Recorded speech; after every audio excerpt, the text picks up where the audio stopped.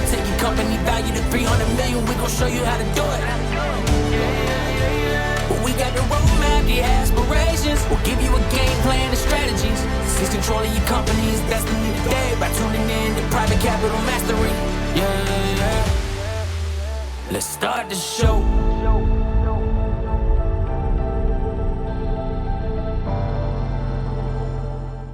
Welcome back to the Private Capital Mastery podcast and community. I'm your host, Brian Franco, and today we're going to be talking about the evolution of family offices. So not everyone knows what family offices are, so I'm going to let you know, and Danielle Patterson, who's joined with me, is going to let you know why family offices are a great alternative to venture capital and private equity. As an expert, and I didn't even think to ask you that, but you mentioned real estate, because this is not only businesses, these are real estate transactions as well. And I imagine from my experience, some family offices will invest in one or the other. Mm-hmm. Others will invest in both, right? Yeah. And it just really depends on what their strategy is, what their convictions are in the market. As you said, some are looking for opportunities in a downturn that have a larger risk but a higher rate of return, right? Mm-hmm. But if they know exactly what to look for and where to look, it becomes much more achievable for them and, for the entrepreneurs and the founders that are out there listening to, this conversation. Do you think that in your system, you mentioned over 100 some odd industry classifications. Are you measuring or aligning anything other than industry? And how are you using your technology to better align, let's call it like-minded family offices that are either investing alone or co-investing in an opportunity?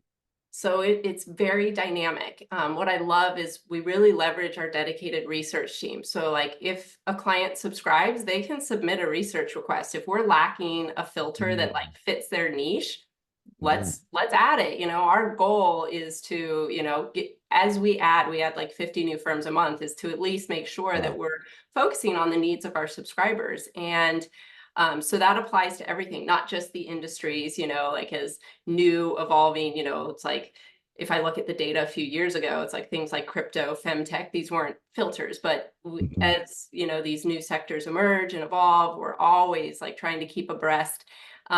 We also filter by, the stage of the investment. And then if there's any like deal structure, do they gravitate towards debt, private equity, venture capital? So we really do try to get as granular as possible. And it's just every day it's dynamic. It changes, it grows as we see the markets evolving. Yeah. And they are always evolving, right? I mean, there are trends there that we follow and others follow, but there's always some sort of movement in the marketplace. Always. So are you finding that, you said you're adding 50 per new family offices per week? It is. Well, per month right okay, now. We'll see as we grow. Okay. So 50 per month, I mean, that's still a meaningful stat. And it just speaks to, the growth of that type of capital in the market. And that's exciting because there's a need for capital in the marketplace, specifically for growing companies. And, you find that, there's a variety of case studies that we could reference, but kind of curious, love to hear some of your success stories and case studies as related to, how family office lists, helped family office find a suitable investment and partners. And what does that life cycle look like? And I imagine it's a rinse and repeat sort of model, but share with us a story. Yeah, I would love to. And this is one thing, when people subscribe, it's, again, we're moving from this list into this is a tool, and you really have to think about these investors. How do you build trust? How do you build relationships? And I know we're all looking for the fast forward, and this definitely accelerates the process, but building that trust often does take time. And so I love that I've had clients, I've worked with over the years, and we keep, in touch, and I love to feature clients in case studies and hear their successes so that we can share those with our other subscribers. And one example, a gentleman, John Clifford, he is from London. He manages Conrad Family Office. So Okay. they specialize in real estate as well. And he is a multifamily office. So he represents, several families, investment interests. And they have, many properties all over Europe, especially in London, but they had never entered the US markets. So we worked with John to introduce him to a lot of our subscribers. Again, it was kind of like the earlier case study with Steady Capital. They were a family office up in Canada who had this expertise, and again, just looking for aligned partners and expanding their areas of focus into new markets. So we were able to, help him close on several deals and make, meaningful relationships. And it's great because, we keep that relationship, and anytime I can help out with, warm introductions, things like that, it's just always so satisfying. It is satisfying. And I want everyone to understand that, when Danielle is talking about adding family offices to their database and tracking the movement, the understanding, correct me if I'm wrong, Danielle, is that you're talking generations of wealth that's being transferred from one generation to the next. And with each generational transfer, you have different focuses and a different emphasis based upon their convictions or the impact that they want to make on the world. And so, for example, let's say, ABC Family Office 40 years ago was only investing in real estate, but now they're investing in water rights, or now they're investing in how to generate or produce, more sustainable farming. I think we even talked about, right? Yes. And so, those tuning in have to understand that, because where family office list evolved from was a static list. Everyone heard that and understands that, but it's going to change, and it's going to change with each generation. And so Danielle and her team of analysts are constantly looking at this data and this material, having these conversations so that they can better align those opportunities for those that are seeking capital. And whether you have an advisor or whether you have a team that's going out there and raising this capital, I cannot tell you and stress upon you enough how much time and energy you would save by using a platform like Danielle's. And Danielle, if there's anything you could add to that, because I mean, I've been sold since the day we met. We've used other platforms, and there's strengths and weaknesses to others, right? But I don't see the level of care that you have put in the detail that you put into, the technology and the database that you've acquired and now have grown. Yes. Well, thank you, Brian. I think I've just always been on a mission to make it more effective. Raising capital is hard. It's a difficult, long journey for many, but if we can create these tools to make it less burdensome, and I just want to see clients have success, because I see so many founders, fund managers come to the table with, game-changing opportunities. And I see, families who are mission aligned, who really want to help fund and bring to life a lot of these projects. So if we can do that through our tech and play one small role in, some of these amazing ventures that come across our way, I'd be so happy. And I think what really we care. Our team is amazing. They are so dedicated, and having that kind of personal relationship with our clients, like anywhere we can help. And our research team, it's like, tell us what you need. Like we're actually building a filter right now. One of our clients, Win-Win Woman, they are an advisor for many women-led companies. And so we're building a filter just for them on family offices interested in investing in women-led companies. So, we're always looking to grow and serve the needs of our clients to help them achieve their goals. I recently had a conversation with a woman, a CEO of a company that she's growing by way of acquisition. And she's getting to that place where, she's of course leveraged her local bank and SBA loans, but she's growing beyond that now. And Wow. and I'll tell you from our personal experience, we were only able to find, 4 private equity groups that are focused on women-owned and run businesses. So to hear you talk, about this in detail is inspiring, and it's also very exciting because we need those sorts of resources for these types of companies operated by women CEOs and leaders in those organizations. So I think that's amazing. And what I also think is amazing, when you collectively put the assets under management of all of these family offices in your database, have you come to a conclusion on how much assets under management exist within the platform?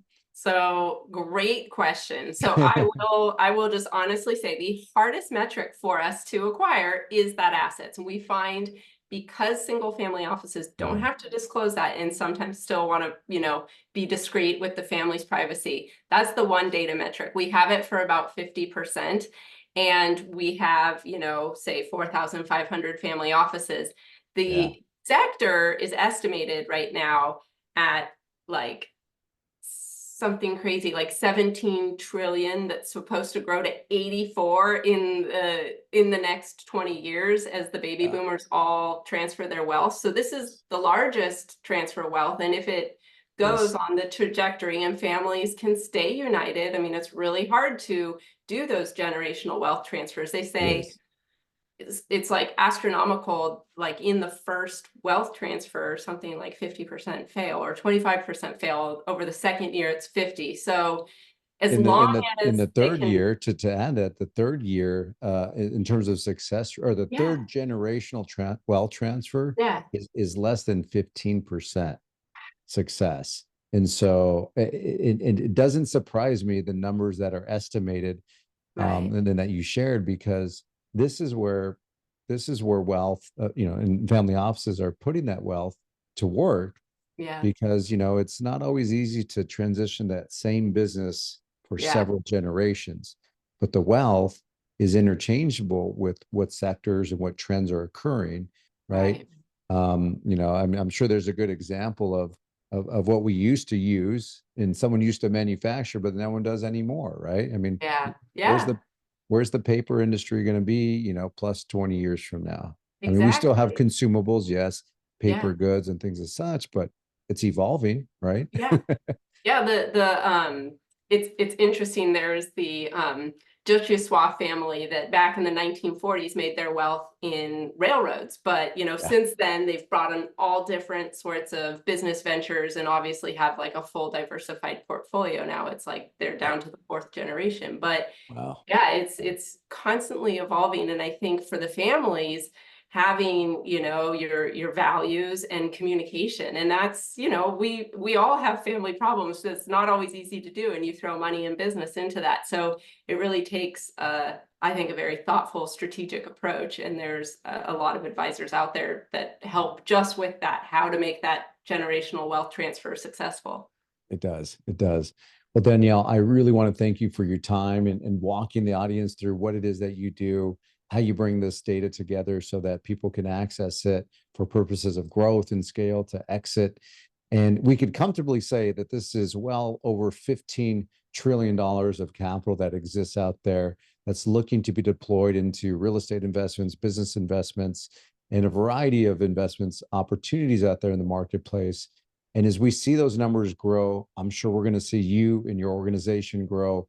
We will certainly stay in touch. You and I are already collaborating on some projects, which I'm excited about.